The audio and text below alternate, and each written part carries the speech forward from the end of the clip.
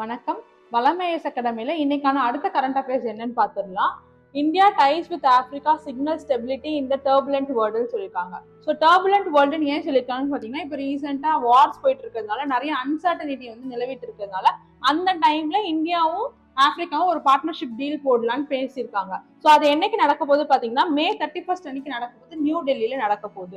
அதுல வந்து பாத்தீங்கன்னா முக்கியமான தீம்ஸ் அண்ட் லோகோஸை வந்து நேத்து வந்து ஜெய்சங்கர் அவர்கள் வந்து ரிலீஸ் பண்ணியிருந்தாங்க. அதனாலதான் இந்த நியூஸ் இன்னைக்கு பேப்பர்ல இருக்கு. ஸோ அதோட முக்கியமான தீம் என்னன்னு பாத்தீங்கன்னா ஐஏ ஸ்பிரிட்னு சொல்லியிருக்காங்க.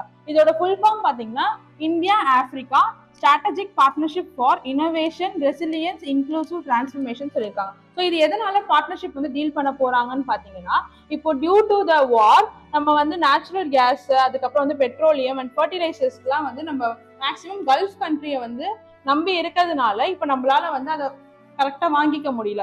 ஸோ இதுக்கு ஆல்டர்னேட்டிவா ஆப்பிரிக்கன் கண்ட்ரிஸை வந்து தொடர்பு கொள்ளலாம்னு சொல்லிட்டு இந்தியா வந்து பிளான் பண்ணியிருக்காங்க. அது மட்டும் இல்லாம முக்கியமா இந்த ஃபர்டிலைசர் சப்ளைஸ்க்காக நம்ம கல்ஃப் கண்ட்ரியை மட்டும் தான் நம்பி இருக்கோம். ஸோ இப்போ வந்து சவுதி அரேபியா, கத்தார் அவங்கள நம்பி இருக்கிறதுனால நெக்ஸ்ட் இந்தியா வந்து அல்கேரியா, துனிசியா, லிபியா இந்த மாதிரி கண்ட்ரிஸ் மேல போக்கஸ் மாத்தலாம்னு சொல்லிட்டு பிளான் பண்ணிருக்காங்க. ஸோ அதுக்கான சப்மிட் தான் வந்து May 31 வந்து நடக்க போகுது. ஸோ இந்த மாதிரி கரண்ட் அஃபேர்ஸ்லாம் நீங்க பார்க்கணும்னா வளமேஸ் அகாடமியை ஃபாலோ பண்ணுங்க.